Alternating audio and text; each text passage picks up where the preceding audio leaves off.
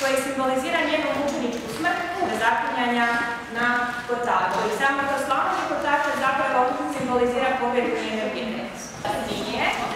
Više nisam tu i tamo se pojave i neka slika zapravo svjetovne tematike.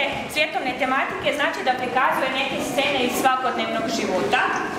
Ovdje imamo jednu sliku koja je opet crkvene tematike. Slikar je Federico Benković.